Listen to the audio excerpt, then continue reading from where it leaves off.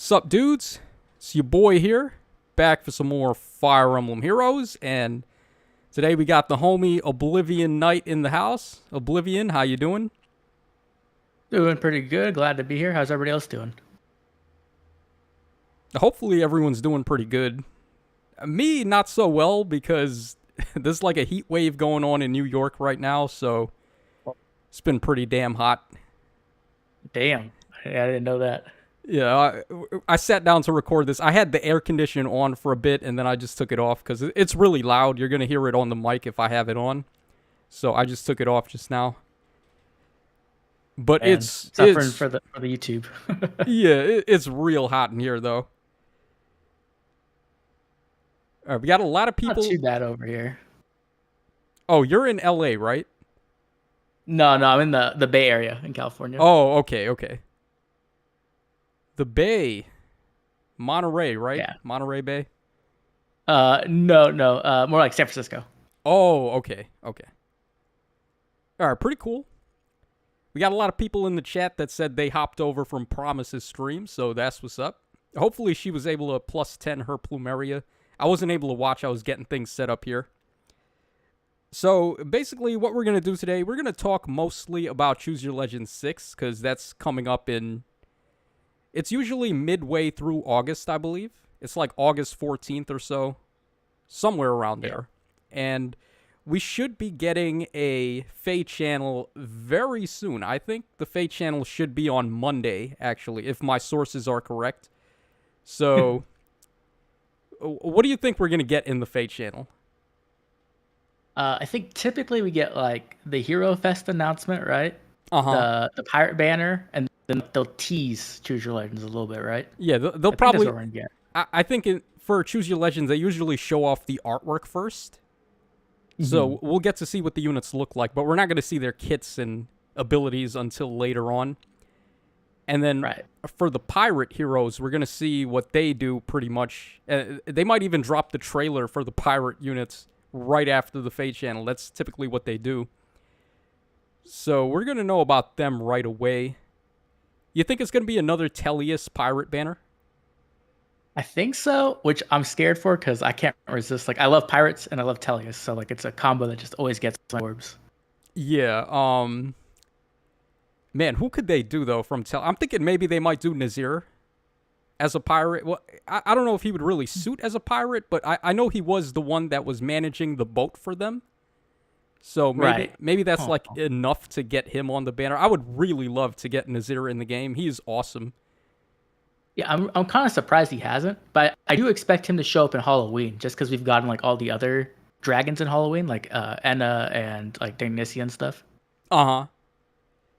So I could see them showing up there. But I think like we might get like another beast, or maybe we'll get like Stefan finally. That would be really cool. Oh, Stefan is one of my like most long-awaited characters to get added.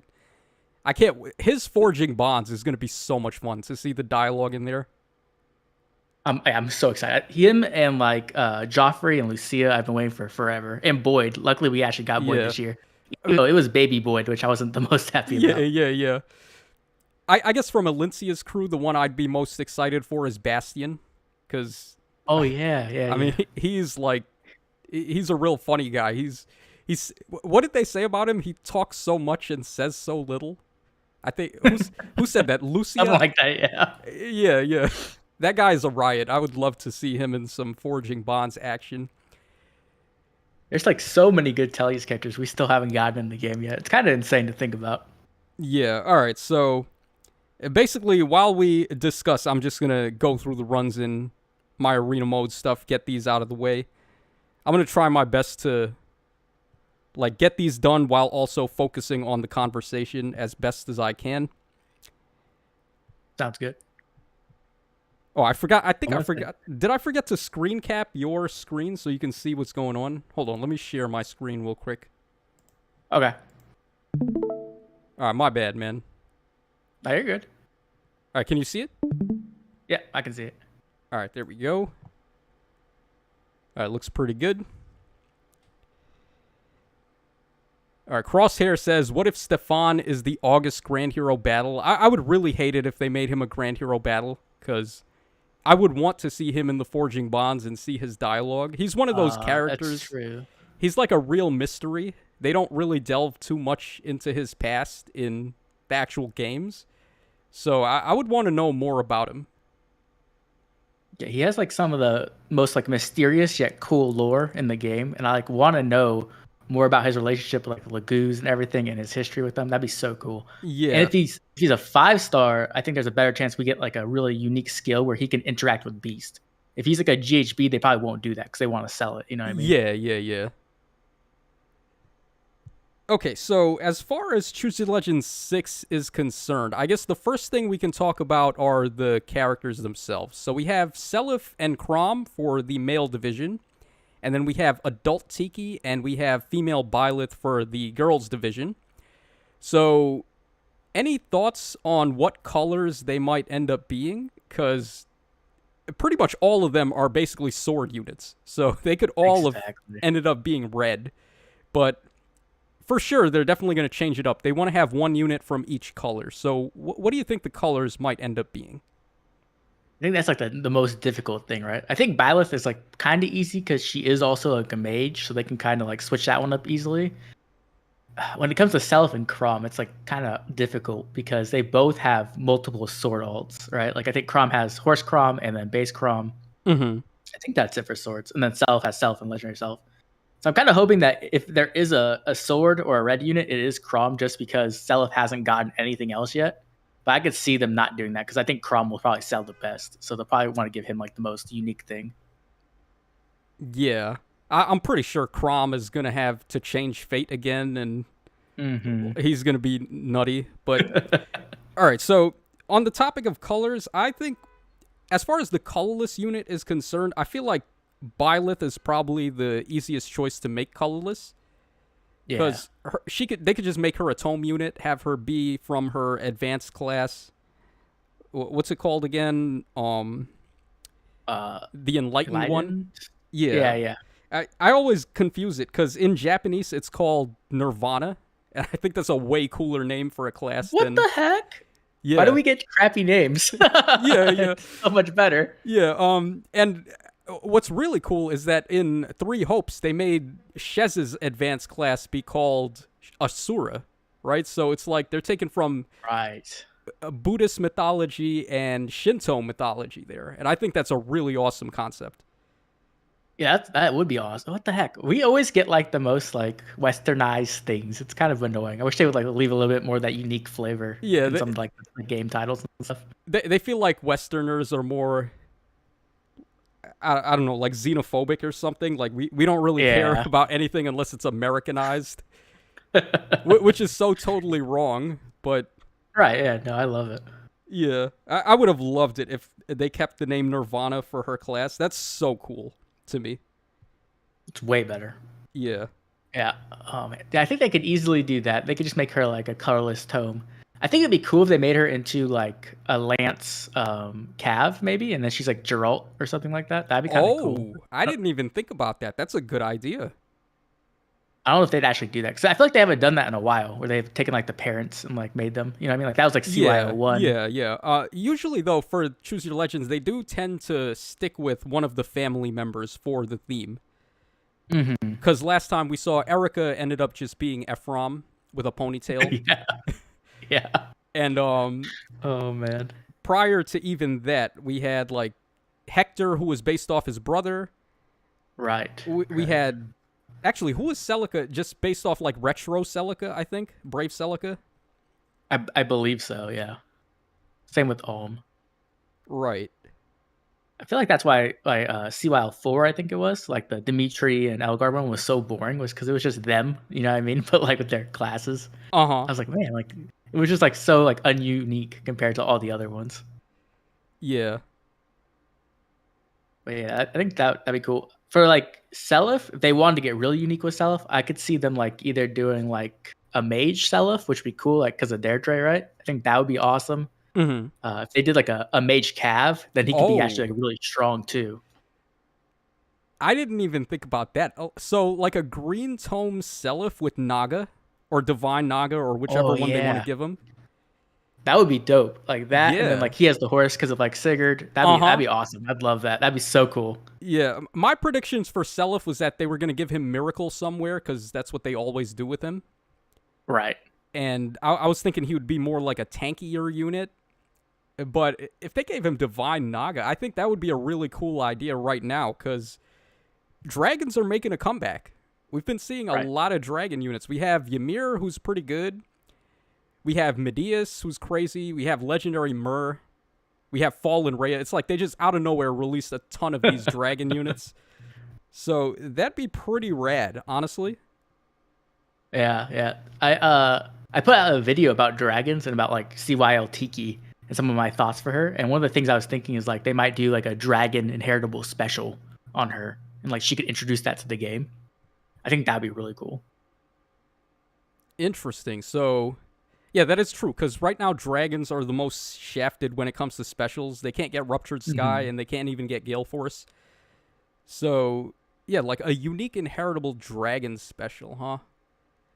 That'd Right. be I could see it something. being like Vital Astra kind of like not speed based, obviously, like probably resistance based, where it's like a Right. damage reduction one. Or maybe I don't know if they would do like the Deadeye lethality thing for dragons, but maybe. Huh. I feel like for dragons, they might do like some kind of bonus damage thing because dragons typically, when they get unique skills, it just is about doing more damage.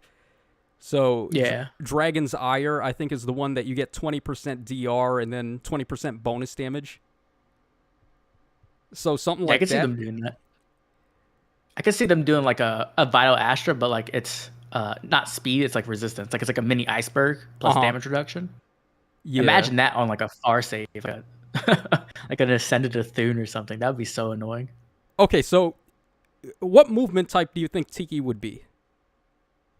I think she's gonna be in armor, if I'm being completely honest, because I think like you can just sell that super hard. You know what I mean? I think some people will be mad about that, but like if they make her like a premium save unit, like and she like dominates the meta, like she's gonna sell really really well already. You know, on top of her being popular. So, Armored Tiki, huh? I was thinking they might just do her infantry again, Mm. but obviously there's a whole ton of nonsense they could do if they were to make her an infantry unit, right? So, That's true.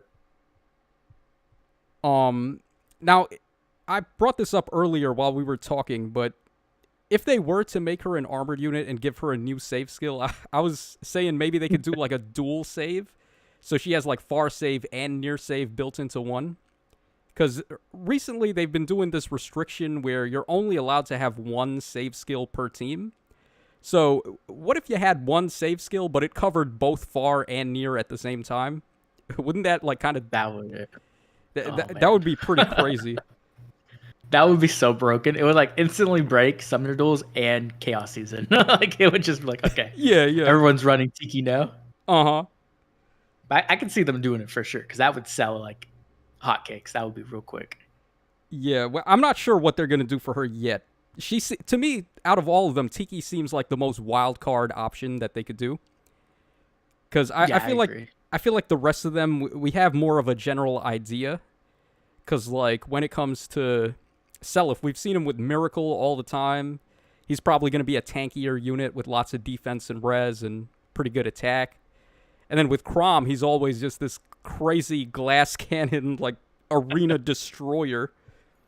Oh my gosh. Yeah, we were talking about it earlier, but like if they put Crom on a Cav with Yeah. to change fate, like oh, that's gonna be so terrible to deal with. Not only in like an arena, but also in like ether raids or even Summoner Duels. Like that's too cracked out. I hope they don't go that far. Yeah, where That's is too much. Where is that even going to be fun to fight a 3 range movement unit that has to change fate? Like that's just going to Oh, yeah. suck. Yeah, it would be terrible. And imagine if they gave his weapon like some kind of effect like Duochrome where like it had some kind of I don't know, like guard smoke or something whenever he did the two change fate, so it messed you up even more. Oh Oh. my, like the one where the Duochrome gives you the cooldown count reduction. So Right. what would they give him? Like who even knows? The sky's the limit, right?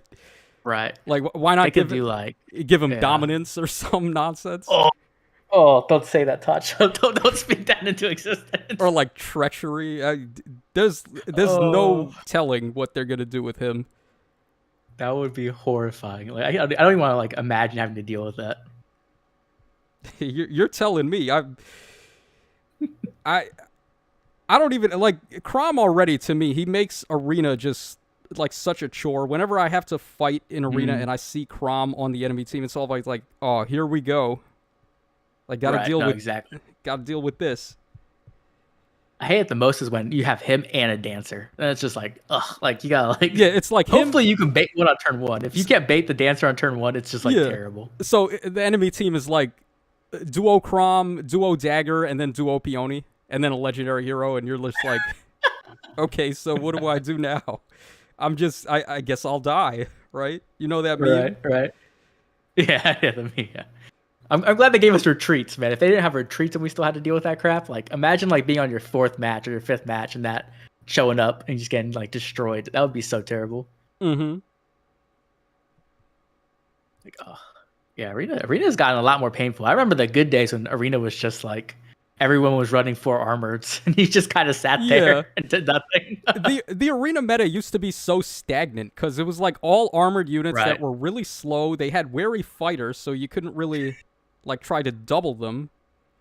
And then out of nowhere, Arena just went like Mach 10.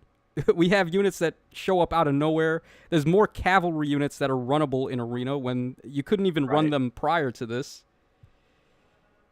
It's pretty crazy. Yeah, I remember like it used to just be like a wet noodle fight. Like you would just put out your like Sheena or whatever, and then they'd hit your Sheena, and then you hit the back. Like, okay. Like nothing really scary, but like, yeah. Once they started introducing like the extra scoring on duo units and harmonic units, is when like everything got really crazy. Yeah, the duo heroes really broke Arena the most because prior it was just like armored units were the only things you could run because they scored the highest, and then it was like they started releasing the duo heroes that have the BST increase, so they're allowed to cheat in nonsense like this. Look at this. We got duo Crom, Dagger, and Thor. Yeah, so oh man. If you're running Sigurd, guess what? He's gonna get ployed by Thor. So good luck having a one-move Sigurd in Arena. Yeah, that unit's crazy. Duo Thor is just so difficult to deal with sometimes. Yeah. Like she just offers so much support in different ways too. It's not like she just offers like one type of support. It's like stall, it's exposure, it's special acceleration. Like it's just oh my gosh. This one is pretty nutty. Okay, yeah, that looks scary. What's killing me is this is my most hated map too. This one sucks. Oh really? Yeah, because I don't like that map either, but I think my most hated map might be like the one with the water in the middle and then the defense tiles around it. In the desert. Okay. I know the one you're talking about, because if you're trying to bait, they just always stay on the defense tile no matter what. And they'll never get off it. Yeah, if I don't have a flying unit, it's like absolutely terrible. Yeah, no, this one, I hate this one the most, because you basically, there's no real good way to player phase on this one, and the defense tiles are all on their side. Yep. So, to me, this one is the worst. Yeah, okay, I'll usually like plant something there, like a Brave Hector or something, but with this team, you can't really do that. Yeah, who's baiting Thor, Crom, and Dagger all at the same time? Probably nobody. All right, if you can't beat them, join them. I'm just gonna use my own cancer team. There you go. That is one thing too. I love having duo core with like Hatari Azura or Duke Peony. Just have 4 actions. You're just like, okay, just gonna kill whatever you need to and then run away, or just kill all of them. Yeah, I gotta make sure that he's not gonna use to change fate though. Yeah. Edelgard should go first. Then who's going after that? Probably Thor, I think. Yeah, I don't think he can do it. Maybe? What I'm worried about is that Dagger's going to move over here, and then he can, to change fate from there, then he'd move over here. He could possibly reach right there. So what I'm going to do is... Yeah. Why don't I just, like, stand right over here? I'll just get a cheap shot on that wall there. Yeah, so back to Choose Your Legends 6. So, well, I Crap. guess there you go. This is why they gave us double mulligans in here, because Yup. Yup. they knew they messed Absolutely. up when they made this guy. It was as soon as he came out, I think, like, was it not the season right after his release that they added the double mulligans? I think it was. Yeah, I think it was. Because it was like they knew they'd done goofed. Like, how are you gonna make Legendary Crom, but just better? You know what I mean? Like, Yeah, Legendary Crom was still good, and he's like, how old is he now? Like 2 years? gotta 3 love years this, older? right? As soon as I hop out, I end up Oh with the my gosh. exact same fight. It's the same Oh my guy. gosh. So much for the mulligan, but actually this is an easier map to deal with because I can like player Definitely. phase Crom this time. Exactly. Yeah.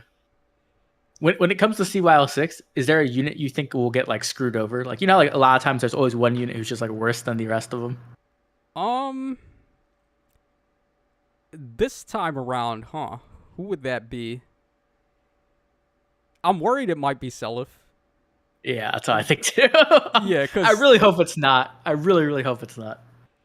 yeah, my predictions as far as colors are concerned, I'm fairly sure Bylist is going to be a colorless mage because that suits her the most. Out of all the possible Right. options, she's the most likely to be colorless. And then for the green unit, I think actually your idea with Naga, the tome on Seliph, could be pretty good. So maybe he'll have that. And then for blue, Crom could be a lance unit because his Great Lord class in Awakening actually did use lances. So Yeah, that'd be I think he could good. be a good option for that. And then finally, Tiki would be the red unit.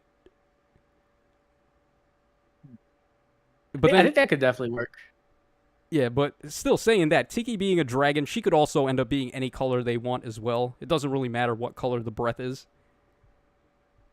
I could see them also doing like making her like the ultimate save and colorless, so she's just really difficult to deal with. Yeah.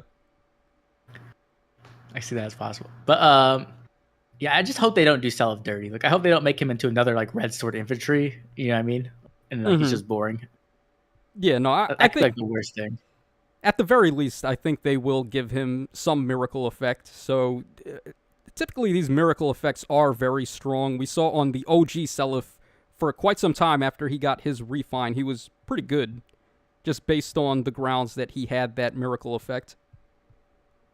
Oh yeah, absolutely. I used him on an infantry pulse team as like the front line unit because he had miracle. Right, and then even after that, we got Ymir very recently, who gives the whole team miracle, and our first reaction is that yeah, that's pretty broken, right? Because just miracle Yeah. is such a strong effect to have. Oh wow, Oh, Lena can't kill Thor. that's not good. Wait, why is she unable to kill Thor here? Let me find out. Maybe if I dance her, she'll be able to do it. Like just get some raw attack bonuses. Yeah, there we go. Hey.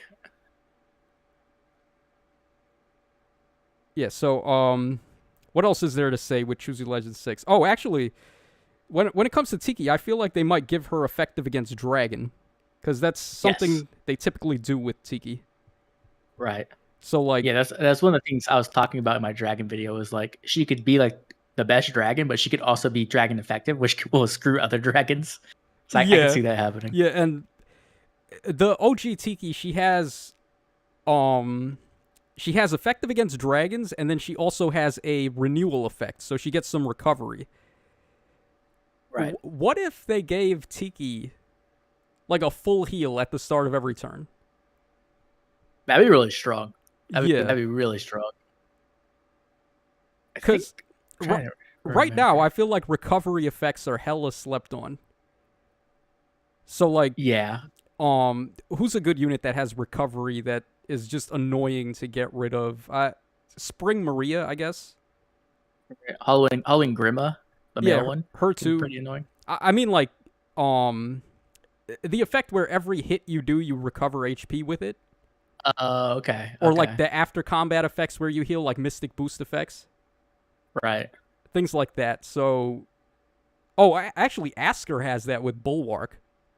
Right. And it's inheritable now too. Yeah, I wish they would have gave that to more units. So I wish it wasn't just like melee infantry. Yeah. What are your thoughts on Bulwark, by the way? I think it's pretty good actually. I don't think it's like it's not the best B skill for every situation, but for some situations it's gonna be really strong. And like Gatekeeper, right? Like he had that effect, but then he had like the anti warp. But the Mm-hmm. problem I think with that was that it just didn't offer enough for combat, right? Like he's like a pure Right. support unit. Right. But Right. Bulwark Right. or Asker with the Bulwark is like kind of both, right? He offers the support, but he also gets the stats and the healing, which makes it so that he can actually be like a really strong frontliner. Uh huh. That's exactly what I thought. Because when they made the Bulwark skill, the obstruct effect on it is more like a throw-in. Because it's like Right. Exactly. the main thing you're getting out of it is the attack and defense -4, and then the healing. And then Yeah. like just as an added bonus, you also gain the obstruct effect, which I think is a really good way to balance it. Because you're not always going to be sure when you need that effect to kick in. Whereas with this, it's like you're basically going to be able to use the obstruct effect at your own leisure, and then the main thing you're doing is getting the healing and the stats. Yeah, I think it's always important to make sure that obstruct isn't the key effect on the skill. Like it should always be the bonus on it. Right, right. Because Like if it's ever the main thing, like obstruct historically has not been ran like ever pretty much. So uh-huh. that kind of tells you something. It can be very powerful though, which is the thing. It can. Right. That's Exactly. does Thor tank Peony here, I wonder. I have a lot of res on this unit, but she's gonna get doubled. Wait, which one? I was thinking Oh, to Thor. have Thor attack Atri, Dancer, have her attack their Thor, and then tank Peony, but I'm not entirely sure if she would survive if I did that. Huh. Yeah, I don't know if that would work. Do you have the duo skill on Peony? Yeah, I do have her dual skill. The way I set this up was pretty bad, actually. I should have. Huh. I'm just gonna go ahead and use the Dancer's Veil here. Yeah, be So- safe. I'm just gonna get rid of these two, and then I can. Right, just log in and kill her. Yeah. Okay, so outside of Choose Your Legend 6, what else do we have going on? We have. Oh, the new Chaos season. What are your thoughts on the new Chaos season? So far it's been like really relaxed. Like I was so wrong my original like analysis of what I thought Chaos season was gonna be. I thought it was gonna be like hardcore ether raids, you know what I mean? Like old school ether raids. But really it's like super chill. Everyone's just using their favorite units. Like no one Yeah. really cares that much. Yeah. Like it's kind of crazy. For me, I've been bringing it back to the old school. You remember when we used to use a fast sword unit to just tank everything? Yes, that was my favorite meta by far. Oh, the fast sword damage reduction meta. Yeah. Well, for me, It's, I've been running Legendary Marth for this round on offense because he's a Book 2 bonus hero, and I just gave him bonus Quadler. I have bonus Doubler in the A slot on the Sacred Seal, and then I've been running Astrid with him to rally and just get the extra bonus Doubler. I So- forgot about Astrid. Yeah, that's cool. Yeah, so he goes into combat. He's literally at like plus 36 to all stats, and they just can't touch him. It's so nasty. I've been just like using Brave Hector and Gale Forcing. I've been kind of lazy. Oh, Brave I wanted to like see if I could get Legendary Ike to work, but I'm like, man, that's a big risk there. Mm-hmm. I think he could do it with enough support. I think Legendary Ike could actually work. I don't know, man. When he got his refine, I did like everything in my power to try and make that guy work, and it just was not working. They did him and Fjorm so dirty. I can't believe how bad. Like, because they were our first remixes, right? I thought that Oh. was just like the baseline of what we were gonna get for remixes. Wow, that was You know what such I a mean? fail. That was the biggest misclick ever. I meant to repo from the side. I did it from above. Oh crap! Yeah, we're gonna lose a unit there. That sucks. I didn't even mean to do that. It was just a misclick. Oh, I thought Nini was gonna live for a second. I was about to say, Yeah, nah, it's not happening. no, no, there's no way. All right, let me just quickly Uh, surrender. I think we have one more mulligan. Yeah, I think so. But yeah, I don't know what they were thinking of Legendary Ike. Like, I know he's a free to play character with Fjorm too, but like, man, compared to every other remix, I'd say like he got such a short end of the Oh, stick. his is so bad because literally all they gave him was special spiral, and they're like, okay, there you go. That's good enough. It's like, no, that is not good enough, considering that he has to still tank a hit first, right? And there's no Right. thing in the game that he can survive an attack from anymore. He just gets one-shotted. Mine can kind of live through stuff. Like I use him in arena, and he actually does beat some stuff. Like he can beat Legendary Corrin like super easy, which is kind of crazy, but he can actually do it. Really? Yeah, he just like stomps her. I don't know why. I just speed stacked him, and she can't really do much against him. But for the most part, I wish that they would have given Ragnell like just an effect. Like just give him like a guaranteed follow up attack, give him quick riposte, whatever. Just give him something. You know what I mean? Mm. And then for Radiant Ether 2, I wish they would have actually built Special Spiral into the Radiant Ether, so that like after combat you get the -2 special cooldown. So that way he could just like, kind of spam ethers all the time, and that way his B slot would be open for like no follow up or damage reduction. Right. But they didn't do that. Yeah, no, they did not do that. It's just like the earlier remixes now, they're just not good enough.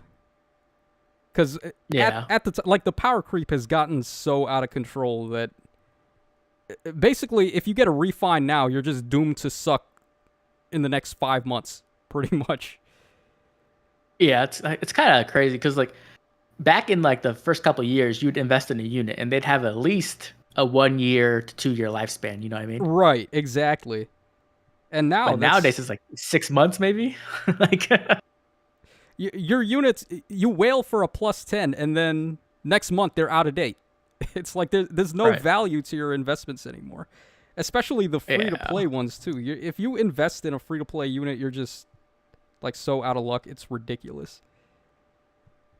yeah, they have to be like cracked out to like actually like who's really good at a free to play unit like Baby Innis. Yeah, and Maybe. maybe, Yeah. and Like Reeve was pretty good until he got power creeped by Duo Thor. right. I would still say there is value to Reeve though, because Thor definitely. is pretty premium unit. She's seasonal and stuff, and at least with Reeve, you can get him for free. That's true. Oh yeah. He was definitely a nice free to play unit to get. Yeah, what they need to do, I think, is release more of these anti-meta free-to-play units. So we could really use a free-to-play unit that has cancel control built in, That would be insane. like a Grand Hero. They Battle. might do that. Like I can see them like releasing cancel control on another unit, selling it, then doing that. Yeah, because well, what's going to keep the game alive is if people can actually play the game, right? So we need. They keep releasing all of these counter skills to what the meta is right now, and the best way to help people out would be to just make a lot of those counters also have a free-to-play option, so you can still Right. play Summoner Duels. I don't know why, but they feel like Summoner Duels is the best thing since sliced bread. So they've been pushing like all of the recent units have been pushed mainly towards Summoner Duels, I feel. They're going to be really good in there. Yeah, absolutely. More so Absolutely. than the other modes, right? So like what they really need to do is just make it so more players can access Summoner Duels. I think they should move away from it, to be honest. Yeah, well, As someone who plays Summoner Duels a lot, I feel like they should transition already. They need to move away. wait, so you're telling me you still play even though you got to rank 1 and you could just coast? So when you hit rank 1, they still drop you down like 1,000 points every season. Really? Yeah. Okay, yeah. that's lame. It's rough. So like this last Summoner Duels S or whatever, Uh-huh. I had to go back to try to get rank 1 again, and it was really hard. Okay, that's some bull, because in all of the other modes, once you get to a certain tier, you don't really drop. You can just stay there. Like in Aether Raids, you get to the vault and you're in the vault for good.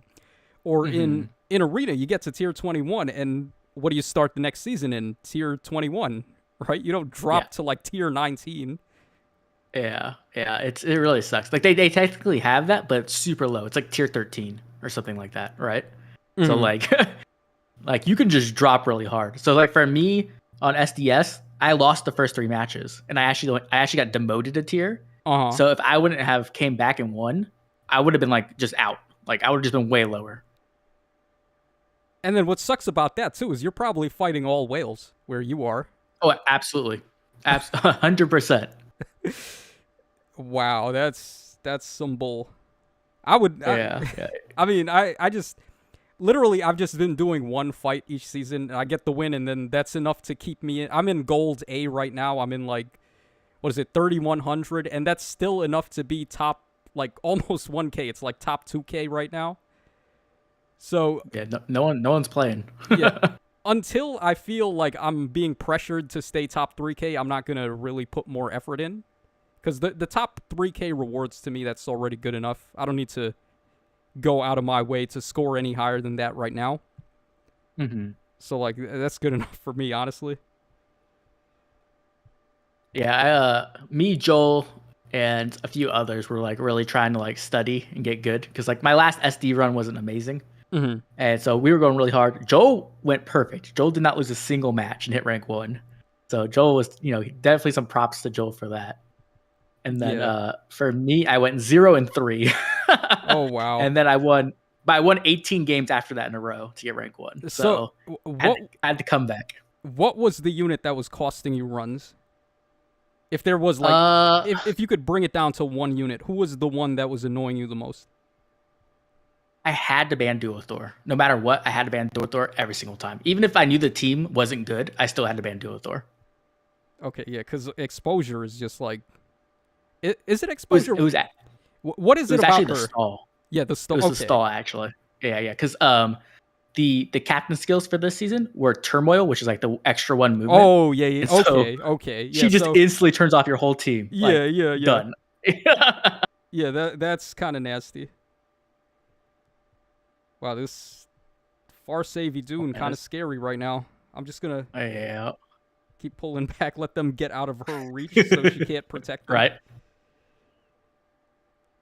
But yeah, that was definitely it. So I lost to, what did I lose to? I lost to an Ophelia, which was crazy.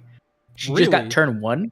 Yeah, she had a turn 1 opening, and the problem is that she covered so much of the map because they used Duo Dagger with her in the opening to extend her range to 5, Yeah. and I couldn't get on the map. I couldn't get, like, there was no way for me to approach her. Okay. And did they also run the Yeah. Earth rendering seal? No, they used turmoil. So like Okay. she had 3 movement, and then Duo Dagger gave her an extra movement. So she had 4 movement and then the extended range. She could hit my whole block. And I went second, so I couldn't like contest it. I had to try to find a way to Right. contest it, and then she just choked me out. Yeah. Yeah, that's I've seen that strategy before. They'll use like Duo Dagger's skill to give Pathfinder, and then they'll lock you out of coming into the center square so you can't score points. Exactly, yeah. And then they'll just like keep scoring, and eventually they'll win. Yep. Yeah, that's pretty much what happened to me. It was and then I lost another one because Duo Ike missed a kill by 2. I was so mad. Oh, that Duo, how has he been performing for you? He's very solid as a frontline unit. Like Right. for me, he's a frontline support unit. That's what he does, right? Right. The problem is that I had to kill an Ascended Athun plus 10, and he missed the kill by 2. And I Oh, was just like, and wow. it made me lose. You want to see? What I meant to do there was pop her duo skill. I ended up hitting auto battle, and she died. Crap! So there, Oh shit! that's a run ender right there.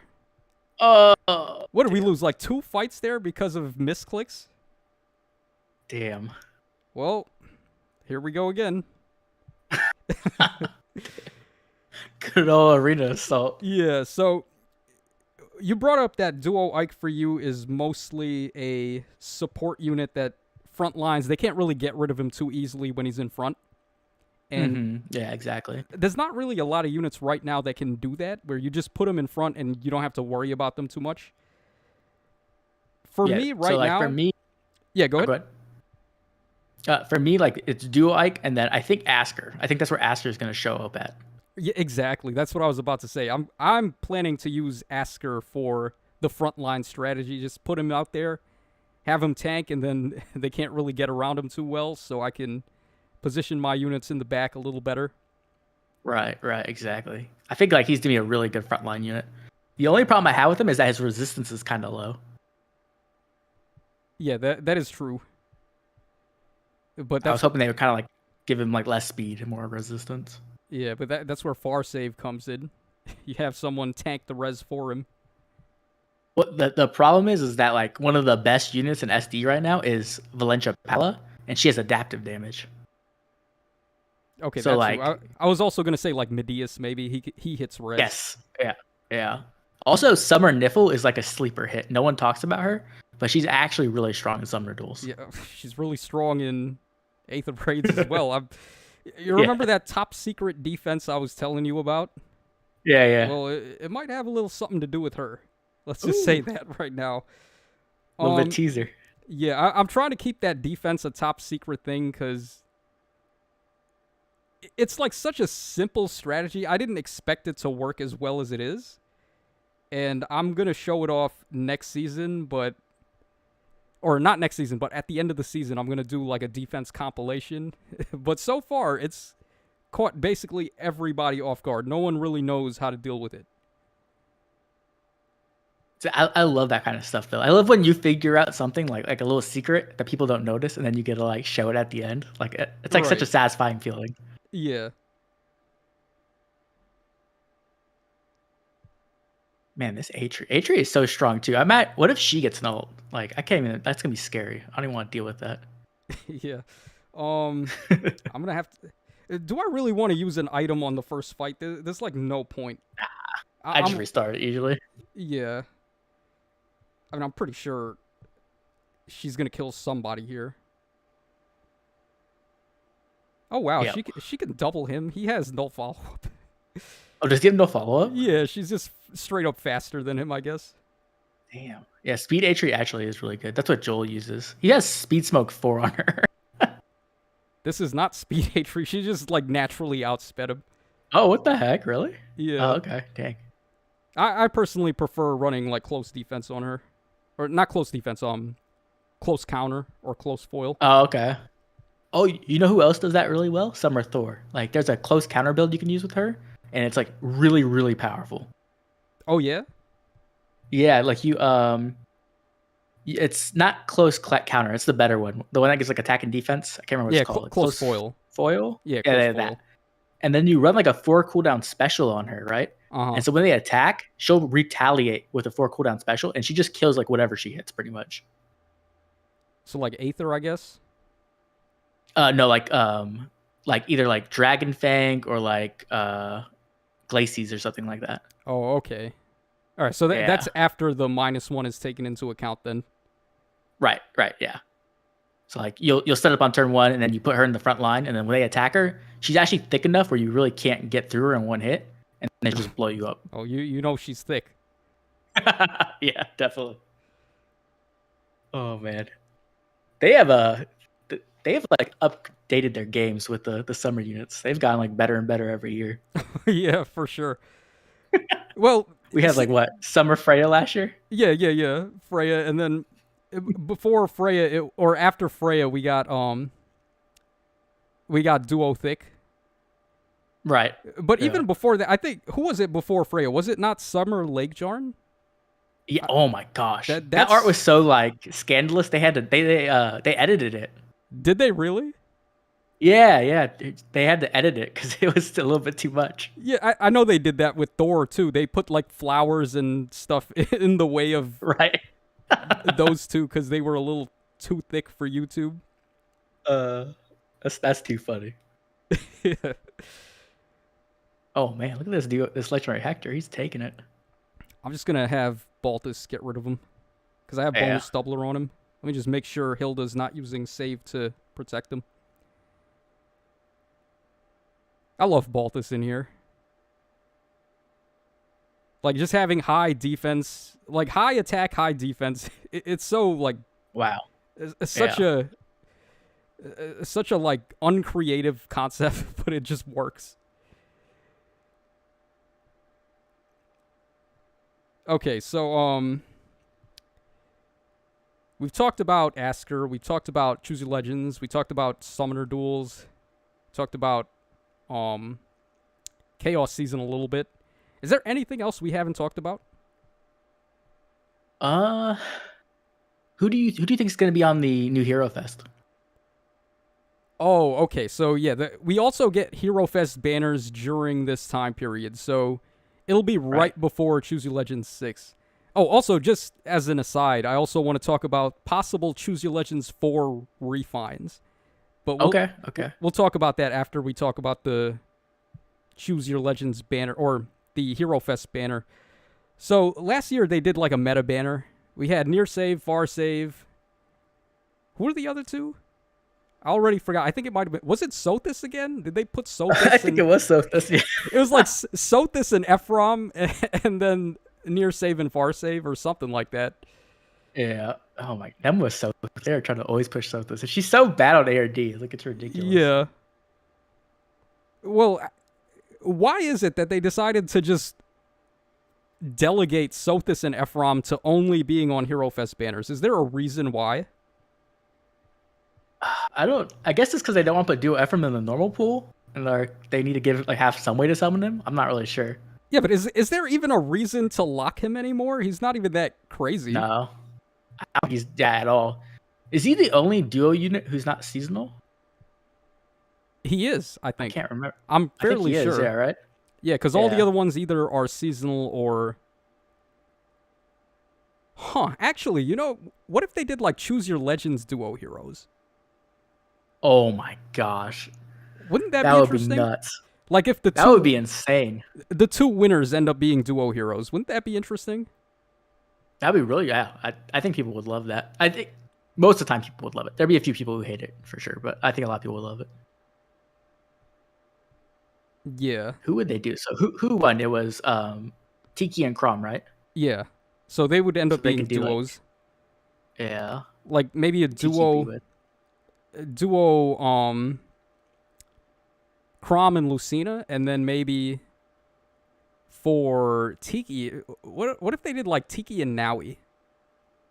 They could do Tiki and Naui, yeah. I could see Naga too, maybe. Oh yeah, Tiki and Nagi, or Tiki and Naga. That's an option. What else? What if Tiki and Tiki, like Tiki and adult Tiki and the baby Tiki? I know a few people who get so mad because they just like hate that Tiki, like little Tiki gets all the love. Yeah, so I know literally for sure. That's the entire reason why adult Tiki won, is because she doesn't get any love. It's always the little Tiki. So absolutely. That's why people. So can you imagine if they did like duo adult and baby Tiki, and then the people who finally got adult Tiki, they can't even be happy about it? Yeah, like, they would freak out 100%. Yeah. Because then the little Tiki is the one still stealing the show. That's totally something. Would be so bad. I could, for some reason, I feel like they could do that though. That's something they would do to get away with. Because for some reason, Japan just hates adult Tiki. They don't give her anything.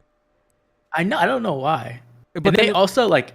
You can tell like they also like to like kind of veer toward their favorites too. You know what I mean? Yeah, exactly.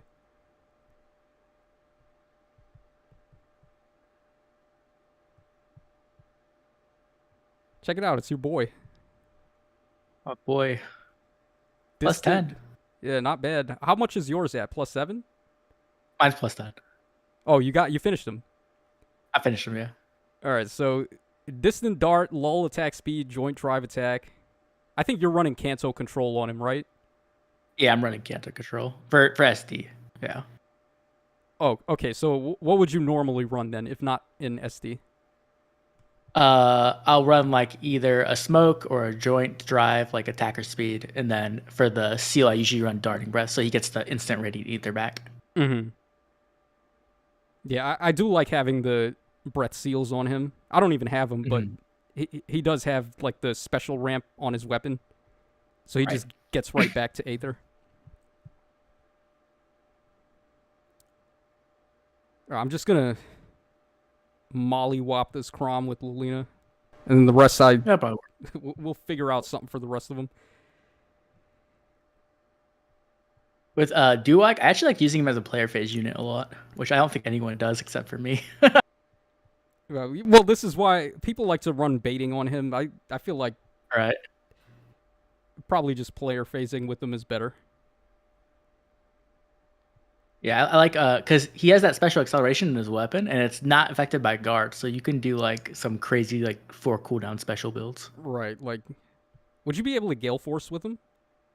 No, I tried that. It didn't work. Yeah, I think the way his special cooldown ramping thing works is it has to be an in combat special, right?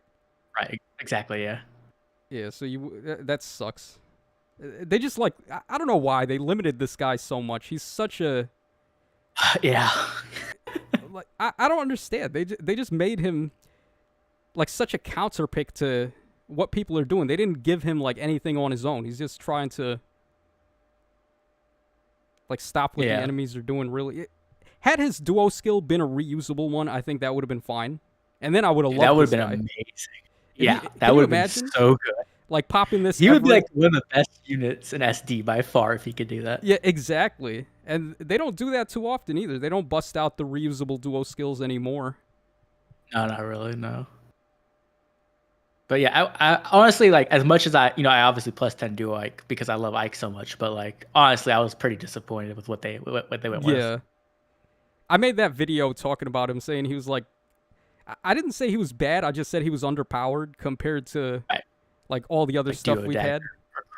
Yeah. Literally, Crom came out right before him, so it's like, of course, I'm gonna compare him to Crom, and people are like, oh, that's unfair.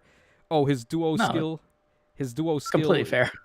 Yeah, exactly. At least I thought so. Yeah, I think so too.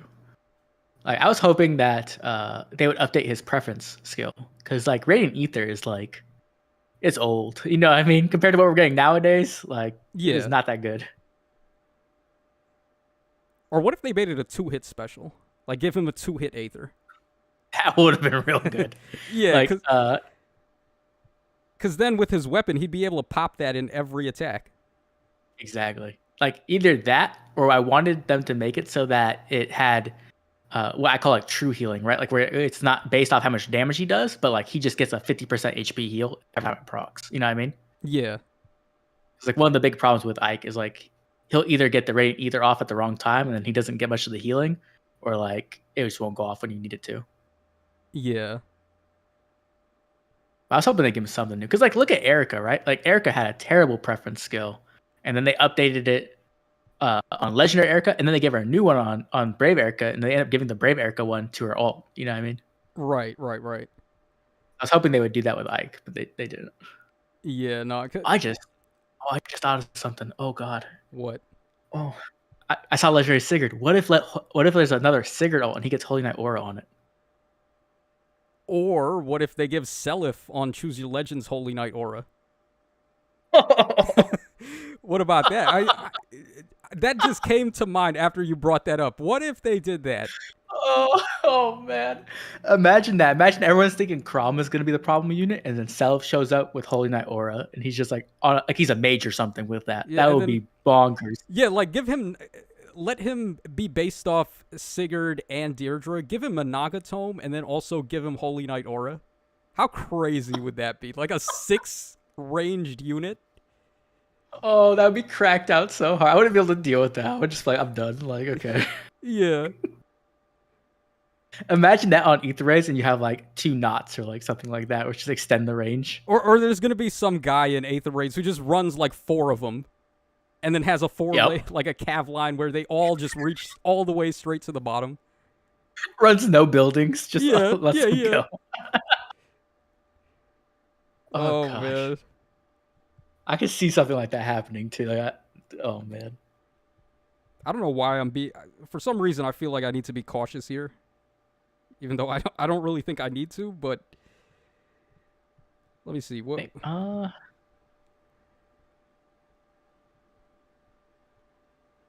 trying to use a team that's not like super crazy, so I have like some reserve teams that I can cheese with. Right. I guess it might work because Sigurd should run ahead of everybody. Yeah, he's gonna move up. He's gonna break this. Right. What I'm worried about is Dagger like giving Corrin Pathfinder. Exactly. Exactly. Yeah, that's what I was thinking too. I'm just going to try to have my units ready to attack next turn.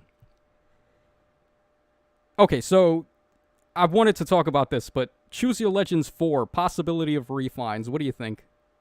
Is it going to happen? Yeah, I did a video on it. I think it's happening for sure. It's a matter of like what we get, right? Mm-hmm. Like who's gonna get the Brave Hector? I don't think it's gonna be Brave Hector refined. I don't think they're ever gonna do another Brave Hector level refined. Yeah, they made him Like way even too good. yeah, even Brave Alm didn't get the Brave Hector refined. You know what I mean? Like he Yeah. got a very good refine, but it's not Brave Hector level. But I could Yeah. see them giving a really good one. Oh my god. That's exactly what I was afraid of. Yep. Oh my god. It's just so many cancer units in Arena now. It's Yeah. crazy. It's just not fun.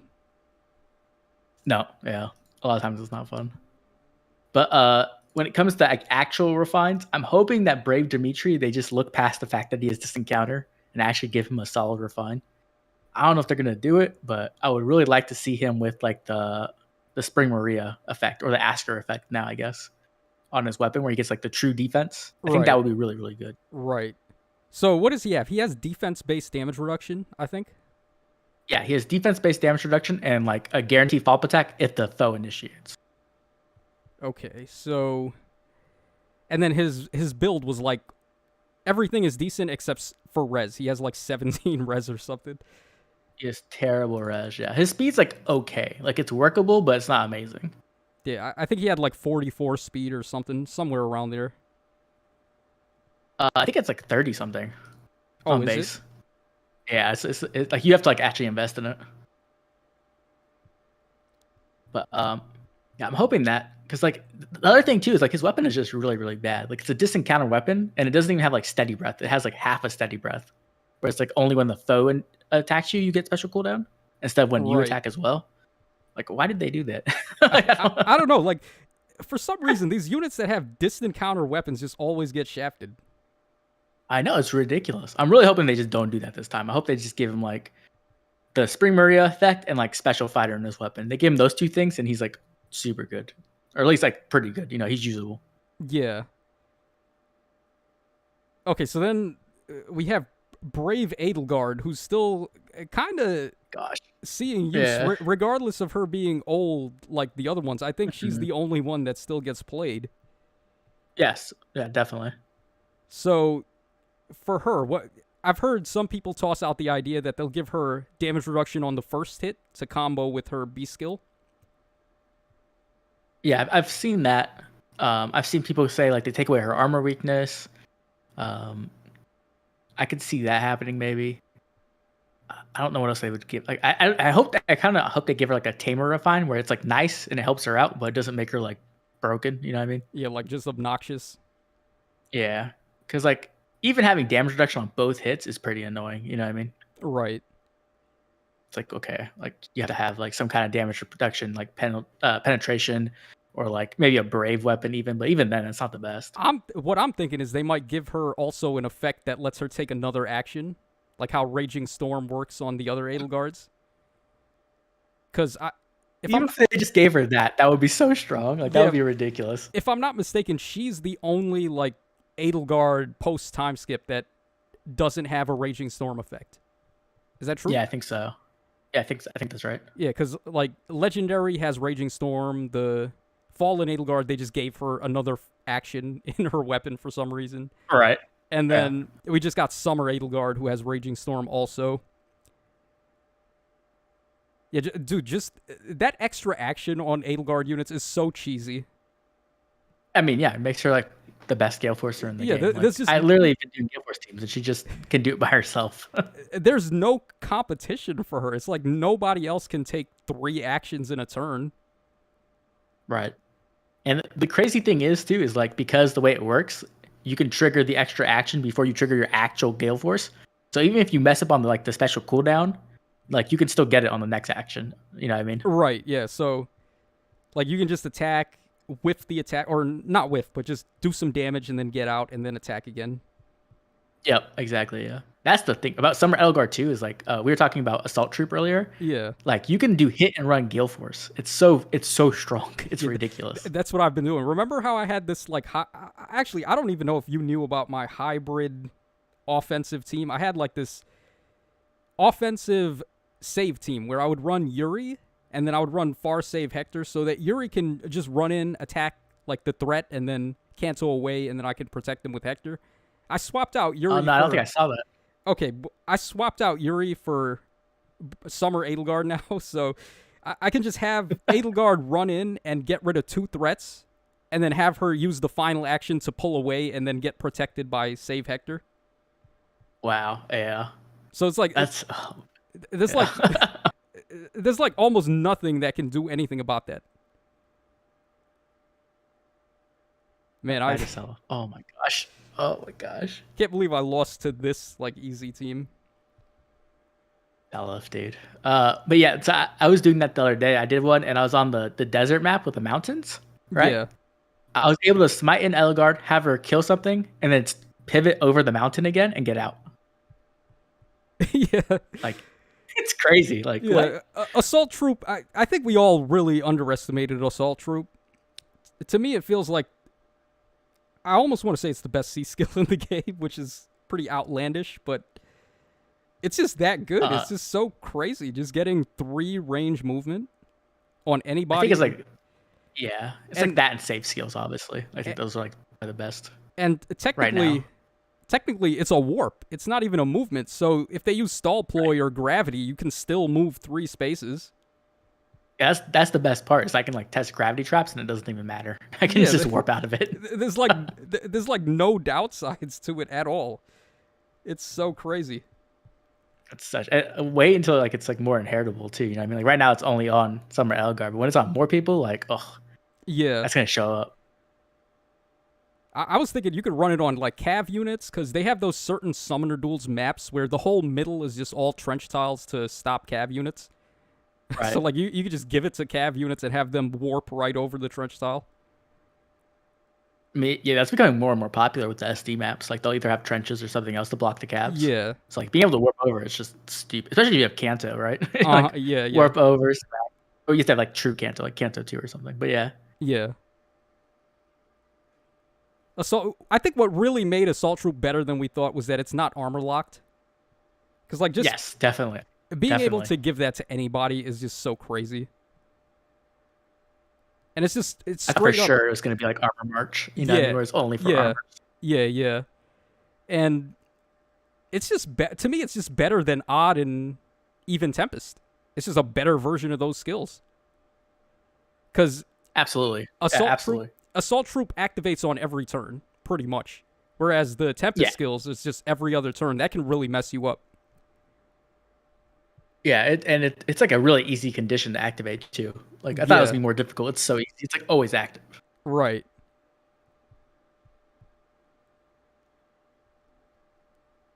Yeah.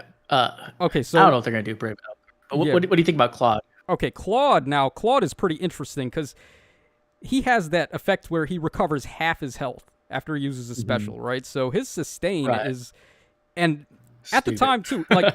At the time, I almost would have said he was the best out of the Choose Your Legends heroes at the time they all came out, because you could run That's him. what I said. That's literally what I said, yeah. Yeah, you could run him with, like, close foil or whatever, and then have him just tank, and because he's recovering so much health after every round of combat, it's almost impossible to get rid of him. So... yeah, he's so much fun, too. He was, like, so much fun before Phallic Smoke came out. Yeah, and... whereas the other two, like, Dimitri felt more like a... I don't want to say he was, like, strictly a bait unit, because he did have enough speed that he could player phase, but a lot of what they gave him was when the enemy initiates. Right. And then, like, Edelgard, obviously, she could do both. She has the guaranteed follow-up on either phase, and you could player phase with her just as well. She also has the warp effect on herself. But, like, Claude being a flying range unit, it just felt more practical to player phase with him. So yeah, absolutely. You could run like player phase builds. You could run bait builds on him. He felt to me like, out of all of the ones that we got, he felt like the best one to me. He was the one I enjoyed using the most for sure. Like I had Dimitri, I had all of them, but like I didn't really use Dimitri. I didn't really use Edelgard, but Claude I was having a ton of fun with. Yeah. Well, if we're talking who we had the most fun with, for me it was Edelgard. But yeah, I totally agree though with Claude being the most unique, and that's something I really appreciate when they do for these units is just make them unique, as opposed to doing the same thing we've always seen. Yeah. I hate that. I hate when they just staple on like 3 or 4 good effects on them. I'm like, okay, Yeah. done. You know what I mean? Yeah, it's like I think it's something cool. all stats of 5, null follow up, Kanto.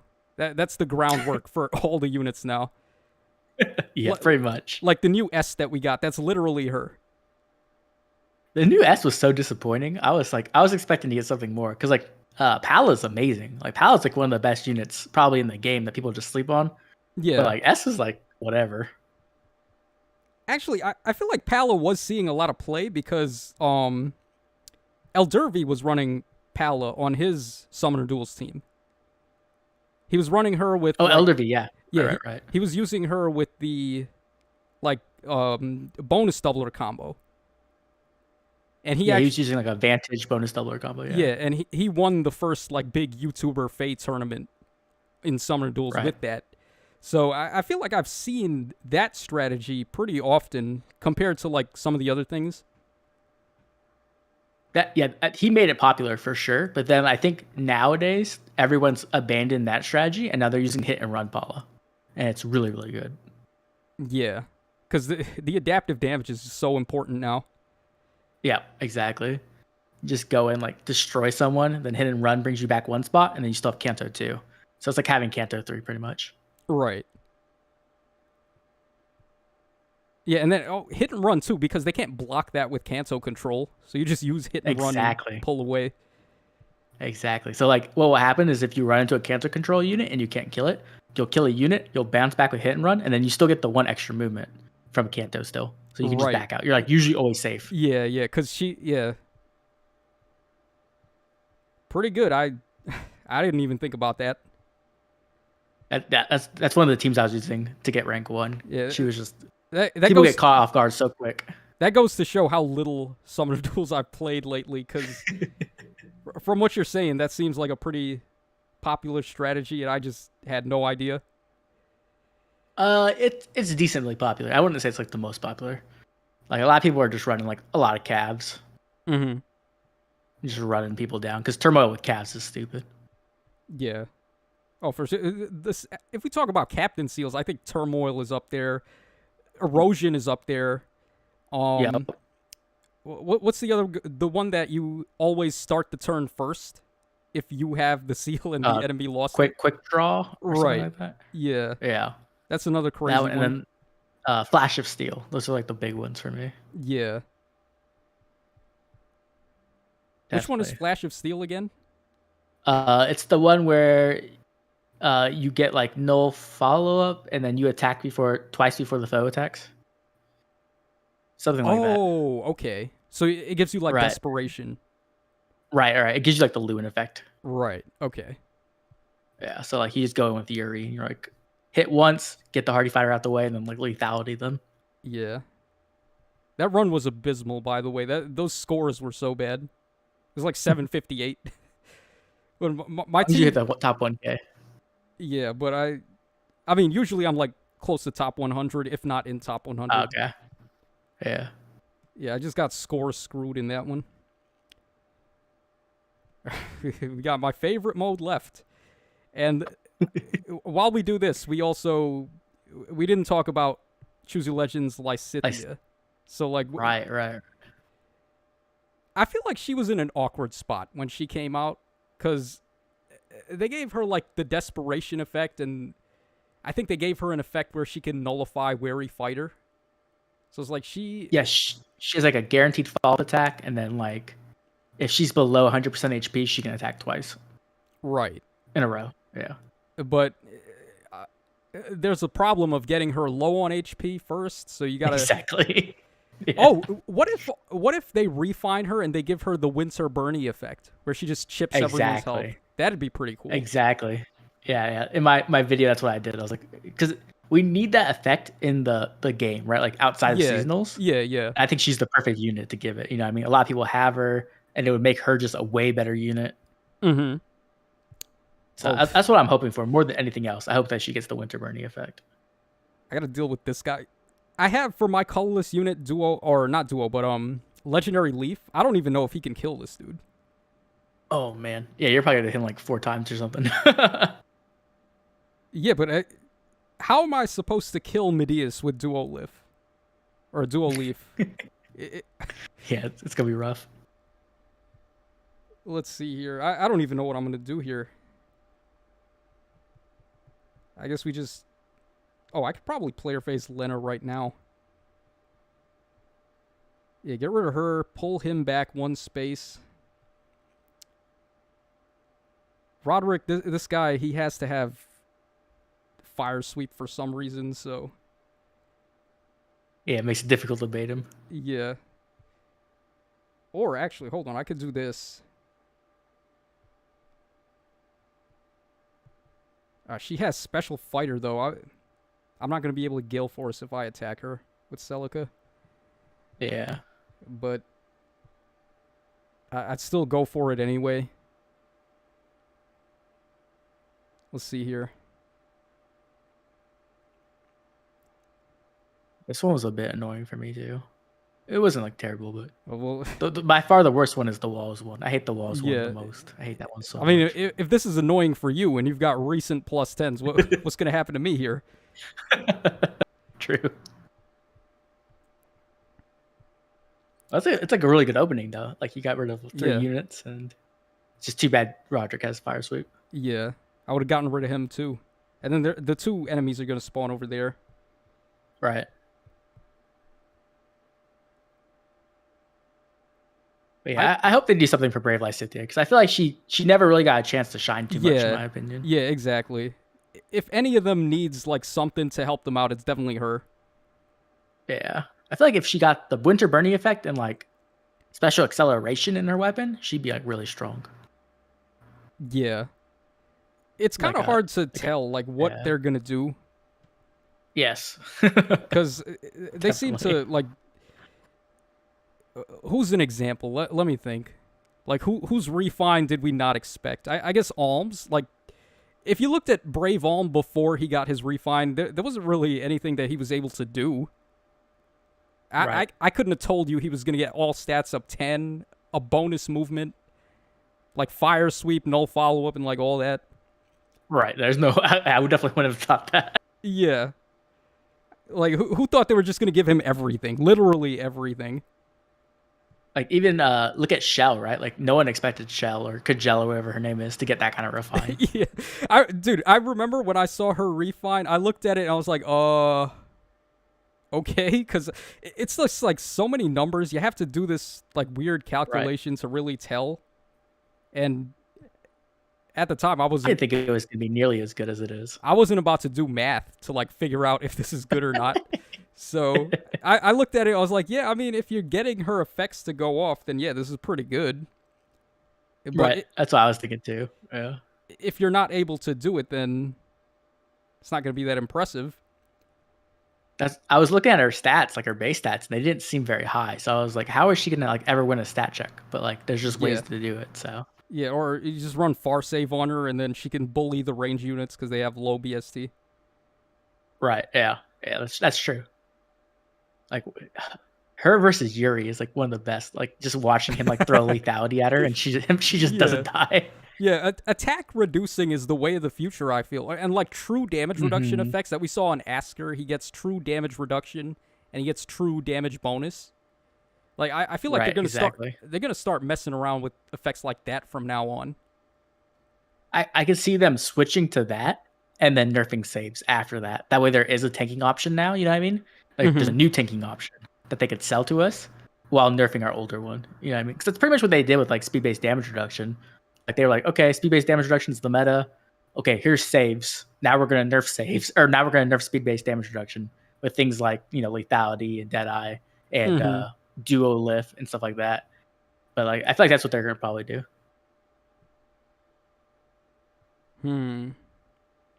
Yeah, because no follow-up has been the meta for a while, and the way that they stopped it was by giving brave attacking to everything. Yeah. Because you can't really... Jeez.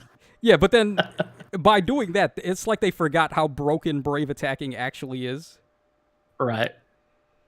Was I talking to you about this? I don't remember if it was you or maybe it was Joel, but I was talking about how like they're like releasing all these brave effects, and then what if they release like a mythic or some kind of unit who has an effect that stops brave effects, like a support unit who does that? You know what I mean? How would that work, though? Like, what would the wording be? If unit would attack twice, they don't. Something like that. If unit would attack twice, they don't. Something like that. I mean, that's probably that's probably how they would word it too. They're so terrible at wording things. They are. Yeah, they are.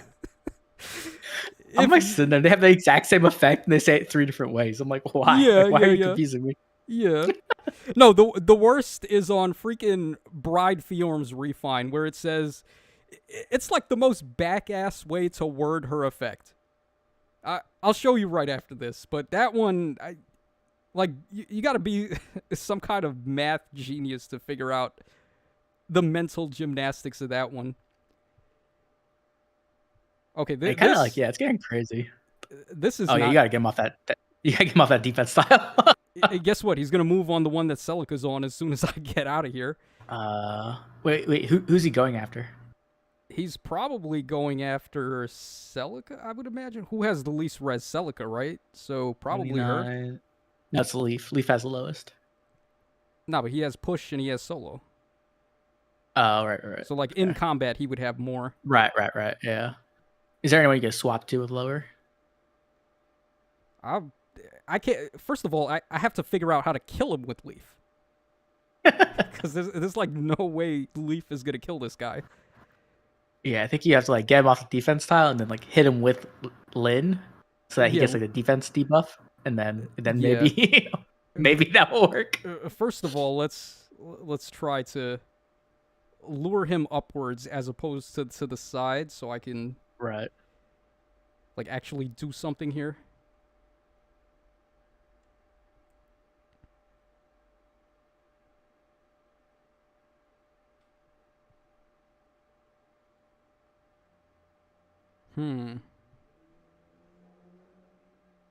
Or maybe I like separate Chris from him first, and then have Chrom get rid of Chris, and maybe I can figure something out. But they're just gonna stay. He's just gonna stay on the defense style forever.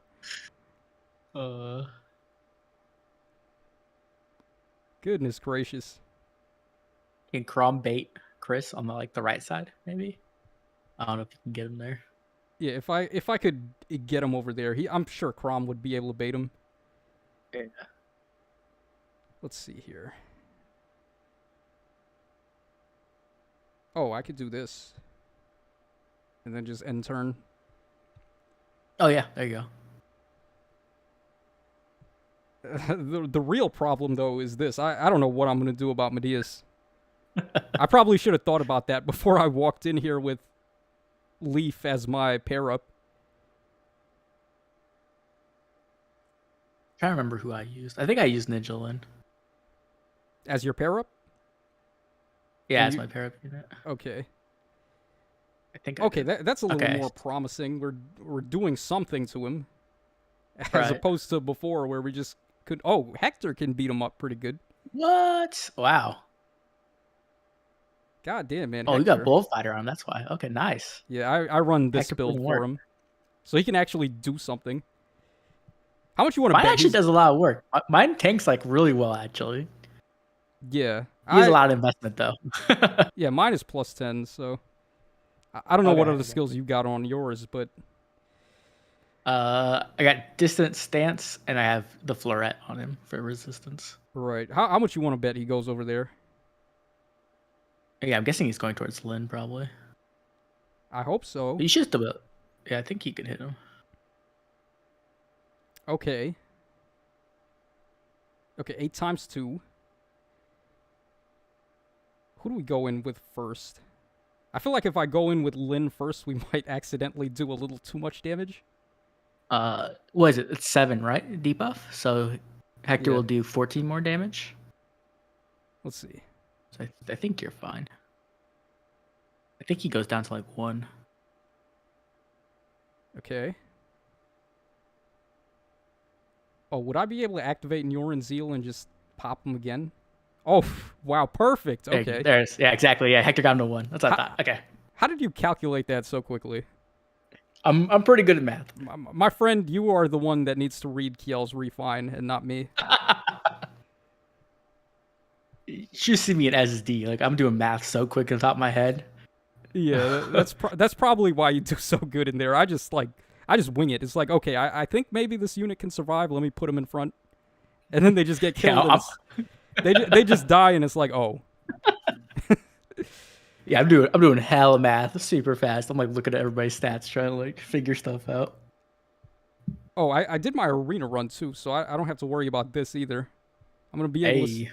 Yeah, thanks to having this bad boy at +10 when he's a bonus. I was so happy to see him as the bonus unit. Yeah, I was actually able to do stuff with him. So, hold on. What was I looking for? Bride Fiorm. I was going to show you, like, look at the way they word this. It's so backwards. Where is she? All right, here she is. All right, so it says calculates or not that part. Whereas at start of turn, if foe's HP is under or equal to unit's HP -1, right? So normally when they word that, they just say if unit's HP is greater than or equal to foe's HP -1. They like, why did they switch it around? Like, why not just keep everything consistent? That is weird. I don't know. They do all kinds of stuff like that all the time too. I wonder if it's that bad in Japanese or like it's just a translation team. I don't know, but like over here it says. Okay, well here's another one where Lysithea was another one where they did the same thing where they reversed it. But I guarantee you, like, someone who has damage reduction will probably say it.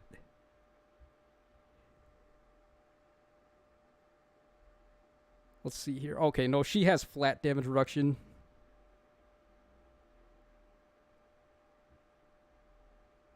Where is the unit that I'm looking for? Her? No, not her.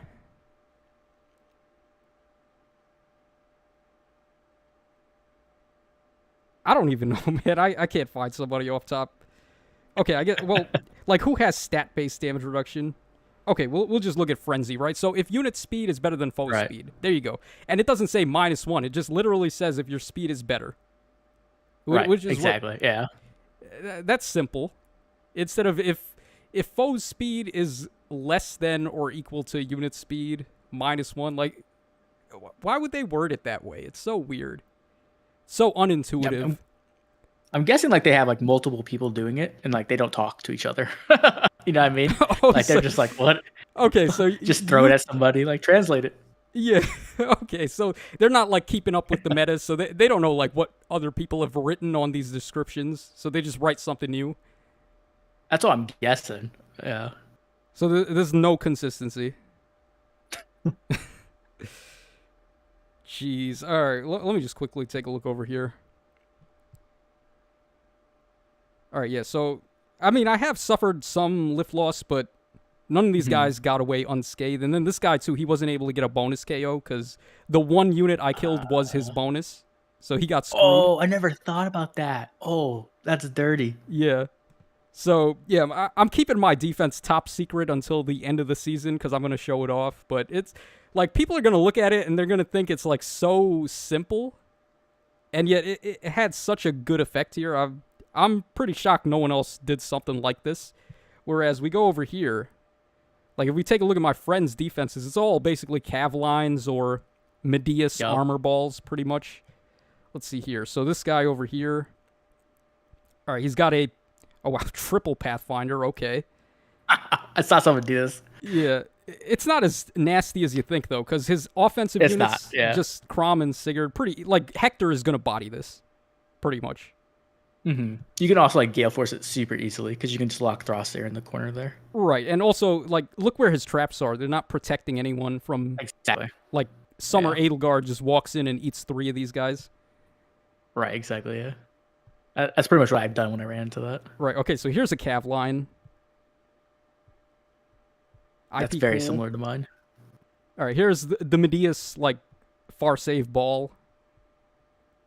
Oh, with Marianne, pretty good. Don't see her too often, but I think she's actually quite good, Marianne. I love Marianne. She's like one of my favorite. She's my favorite CYL unit from that batch, for sure. Oh, mine is Gatekeeper. Oh, really? Yeah, even though, because like they made his artwork was so good, I feel like they captured the artwork of Gatekeeper really well, with like all the animals and his special attack art. He has like the other Gatekeepers coming in to help, and then you're right. Yeah, his art and his sprite is really really solid. Right, and then his attack animation is the whole castle coming out to fight. I feel like they put a lot of love and effort into him, so like he just ended up being my favorite. For me, it's definitely Marianne's my favorite, like one of my favorite Three Houses characters. So I was really happy, and the fact that she's like a pseudo dancer made me even more happy. I like player face strats. Yeah. Okay, so this guy also running a Medea's save ball.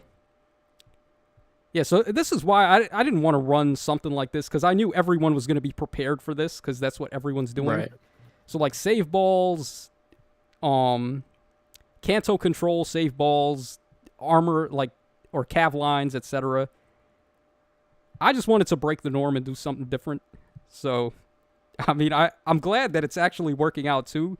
I think it's more so the surprise factor as opposed to it just being a good defense, because like people are not ready to deal with it.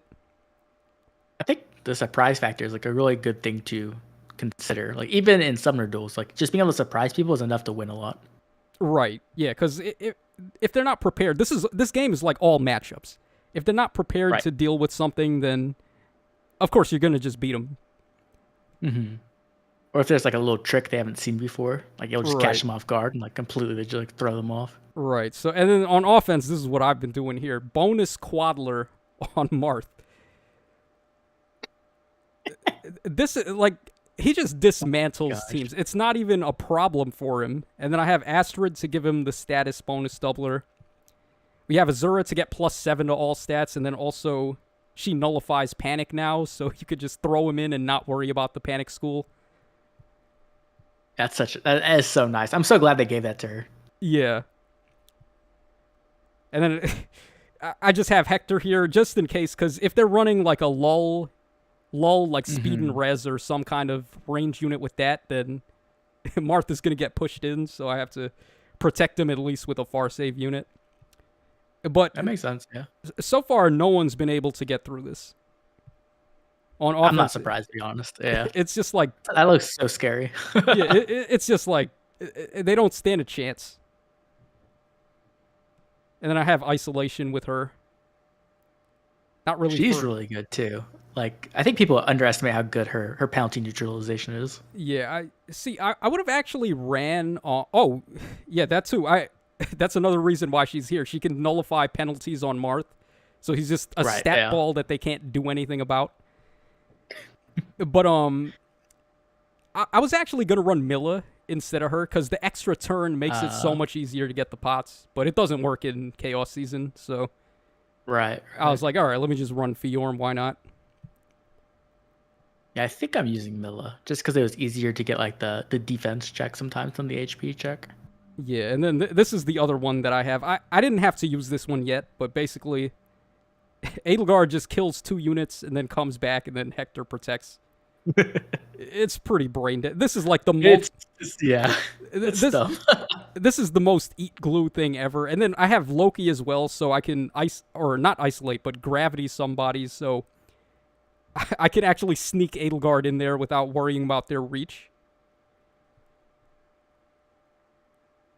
Loki just does so much, actually. Like, I think people like forget how much her weapon actually does. Yeah, she's pretty good. And then she's also book 2, so she's getting some stats here. Oh, yeah, she's getting an extra 10 HP. That's pretty nice. Yeah, so that's pretty much what I've been doing this round. I'm going to do, at the end of the season, I'm going to do like a compilation of offense and defense. Because last time I was doing it live, and it was, honestly, it was not fun to do it live. When I'm sitting down to think, I just like to not have to concentrate. Yeah, not concentrate on doing commentary and just focus on the fight. Right. Yeah. I'd never do that. Like Eat the Raids or DTM does like Summoner Duels live, and I'm like, that's impossible. I would Yeah. never be able to do that. Yeah. I did it live before, but I had to turn the timer on to 60 counts instead of 30. Because I had, like, Okay. I wanted to explain to the viewers at least, like, my thought process behind the moves. And having it with, like, 30 seconds, I was running out of time every fight, pretty much. Right. Yeah, I so would like to do like another like Tuber Summer Duels tournament, but with like some rules maybe, so that it's not so toxic. how about book one only, no skill inheritance? Oh gosh. Let's bring it real back. Let's go back to Everybody's 2000. just gonna be like wet noodle fight. Yeah, 2017 strats, where we were running Oh man, T Adept. Reinhardt everywhere. No, like Robin with Triangle Adept, so he counters colorless right. and red. Dude, I remember that. Like when you would like need like anti-meta threats for Reinhardt and Brave Lynn. Yeah, so like Raven's run, Home, like, yeah. Raven's Home T Adept green units were the thing because they beat Reinhardt and Right. they beat Lynn. Right. I remember when Dancer Indigo came out, I gave him that, and then I gave him like Bowbreaker or whatever. Yeah, I was like, okay, yeah. you're there. Yeah, exactly. Oh man. All right, guys, so I think that's going to wrap us up for this video. Hope y'all enjoyed the commentary there. We talked about a lot more things than I was expecting to, mainly because of my goof up in Arena Assault. So we had to do the run all over again. But, yeah, guys, let me know what you think of Choose Your Legend 6. You think we're going to see that Holy Knight Aura Seliph with Nagatome? Think he's going to have Miracle? You think Crom is going to have his stupid to change fate? Oh, I completely forgot to talk about the B skill thing. So, are they going to do a gold border B skill? Oh, right. I hope so, but I feel like it's been so long. Like, wouldn't they have done it by now, you think, if they were going to do it?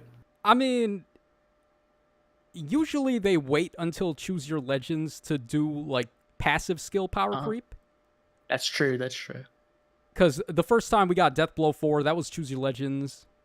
We had Special Fighter was like the power creep to Bowl. Not really power creep to Bowl Fighter, but it was the other option at the time when Bowl Fighter was just the best thing ever.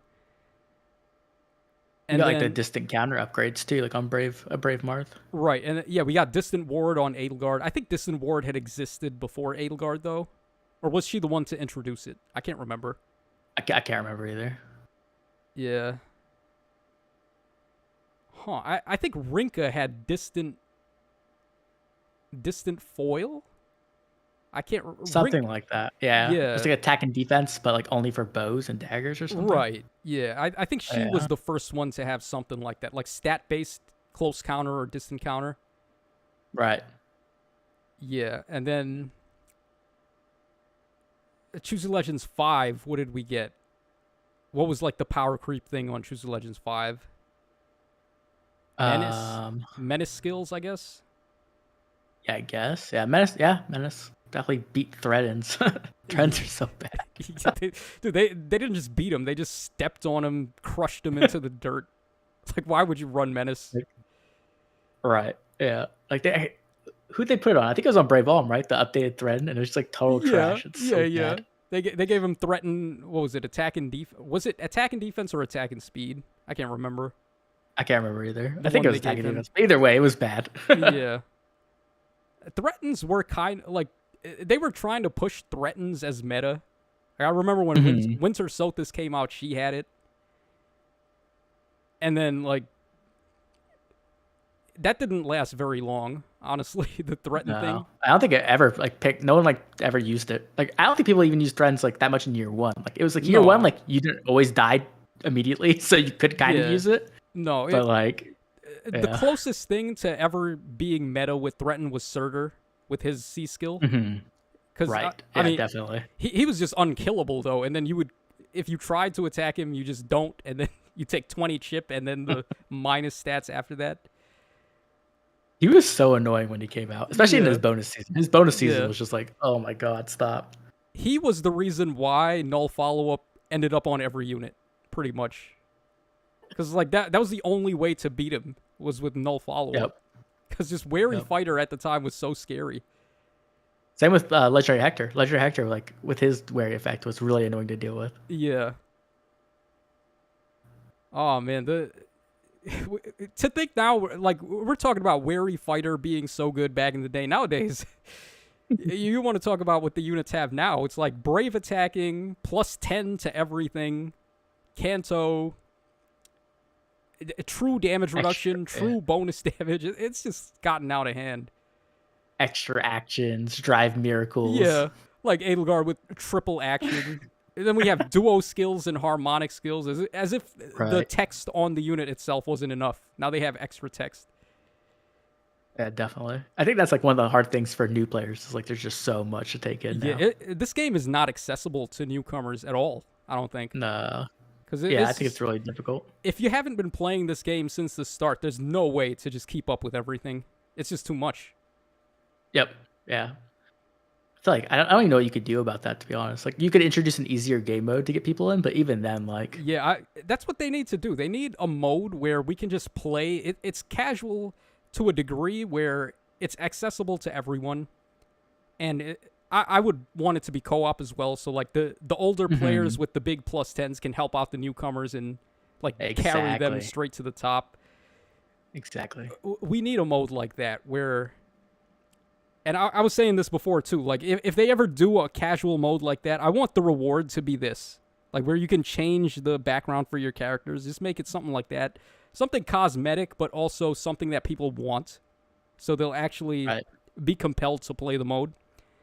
And then some more castle designs would be nice also. They really don't update the castle enough. Yeah, like... Yeah, I was talking to my friend about that, and I'm like, in Fire Emblem Heroes, like, a lot of whales are hated on because... Like, you know, everything's PvP. So, like, you run into a whale, you're mad. You know what I mean? Yeah. But, like, with a co-op mode, whale's now your best friend because they're helping you. Yeah, exactly. Yeah, I don't even think... The whales don't even like summoner duels. They just hate it. So they would... Yeah. They want something more fun. Something where... Yep. Like, it's less stressful. Probably... I was thinking, like, a Tower of Volney or Lagdo Ruins kind of thing where we fight the monster enemies. So like I love that. Like the Cyclopses, that would give them more sprites to add to the game too. So it's like actually more fun from that perspective. You're fighting different opponents. Make training tower into an actual thing instead of just like a waste of stamina you do to get orbs every month. Like right now there's nothing going on. I have max stamina and there's not really anything for me to do with it. Because the only thing we have is holoforms. I'm not really building any of these guys. I kind of built Igreen just to help me carry through, but I'm probably not going to pick her up. I think I'm going to get Spring Fur just because I don't have her, and I have like 10 Form of Souls. Yeah, so I was like, why not? I mean, she was just standing there to be cute. About the Form of Soul thing. Okay, so we're getting one for free with the celebration that's coming out. So... What do you like? Imagine if the Forma units were inheritable. Like you could take skills from them. Oh my gosh! Because that's what I would do every time. I was thinking about this earlier. Like you think about the skills that we need to play the game. Like Kanto control, for example. Other really good skills, Bulwark soon to be, which I think is really good, but. The only way to get them right now is on a legendary or mythic hero that's triple color sharing, and they only come around once a month. So, if even that, I mean, when is the next time Asker is coming out? Like, in the next 4 months or something? So, if you don't get him now... October, November. Yeah, so... Exactly. The way that they could fix that is just make the Forma units inheritable and let you just grab skills from them, and I think that would dramatically increase sales for them with the Forma Soul Pack. Because, like, more people are going to want to buy it and actually get a Forma unit so they could get some skills from it. I think Forma Souls are kind of underutilized. I think there's, like, they could do way more with that and make it much more, like, sellable and make a lot of money off of it. Right. Because we get one Forma Soul for free and everyone's, like, super happy about it. Mm-hmm. So if they took it a step further, what they need to do is focus on the things that people really like, that people are... playing the game that's going to make them excited. Like you look at meta shifts and things like that. That's not making people happy. They're like, oh, I got to deal with this now. Yep. Right. So incentivizing more players to spend money. That's what they want to do, and I feel like Right. they're going about it in the worst way possible. I completely agree. I completely agree. There's like, For me, I was thinking of a new game mode where like it takes what's the story game mode we have that sucks? It's like you just spend like 2 seconds and you press it. oh man, what heroic something? Hold on, let me see. Hero's Journey. Hero's Journey. So I was thinking what you do is you take Hero's Journey and you put Hall of Forms together, and what it is like you play through one of the original Fire Emblem games, like maybe like six, I don't know, like 6, 7, 10 maps. Uh-huh. But you can play with the characters from that game, like the not the super premium ones, but like let's say you're going through FE1, you get like Marth and like Sheeta and stuff like that, and you can build Interesting. whoever you want into a former unit. But like it's not the most premium units, but even then, because people love them, they'll pay Right. for it. You know what I mean? Yeah, that's interesting. Yeah, I feel like out of all the new modes that they've added, Hall of Forms is definitely one of the more interesting ones because you start yeah. you start from fresh with unbuilt units and you just get to build them and have fun. So Right, exactly. I think like this was a good way to handle a brand new mode, as opposed to like other brand new modes that we get that like tap battle. Like who the hell? Like phalanx. Yeah, frontline phalanx. I don't even like to tell you the truth though. I don't even mind this mode because it's a lot of gacha games have this where it's just a passive reward source. You just tap the button and then you're casually just getting rewards out of it. So Yeah, I don't have like a problem with it necessarily. It's just like it feels like to me like you are working on this instead of working on something that like actually could have been good for the game. You know what I mean? Yeah, exactly. Like too many resources went into this, I think. Right, exactly. When they could have put them somewhere better. Okay, now we've devolved into just trashing on the game, so I think that's probably a good enough place to wrap for real this time. Thank you so much, Oblivion, for being on such short notice too. Like, y'all in the chat have no idea how much of an MVP this guy is. I literally just hit him up maybe an hour prior to wanting to record, and I'm just like, hey man, you want to record today? And he's always down. Thanks for having me on, man. It's a lot of fun. Like just getting to chat about Fire Emblem Heroes and like having a good time. I'm always down for it. So whenever you need someone, just hit me up. Yeah, exactly. Okay, so definitely if you haven't checked them out, there's a link to Oblivion's channel in the description of this video. So give the homie some love, give him a sub, check out his videos. He does similar content to me, so if you get bored of me being just a hound for thick mamas, you can go over to his channel and get a more chill, relaxed view of the game over there. Also, more meta relevant too. He's much better at me than the game, much better at the game than me. So, if that's what you're into, then definitely check him out. And that's gonna wrap us up for today's little live stream session. So, hope you guys enjoyed it. And this is your boy Tacho signing out. So, I'll catch y'all again on the flip side. Bye, everybody.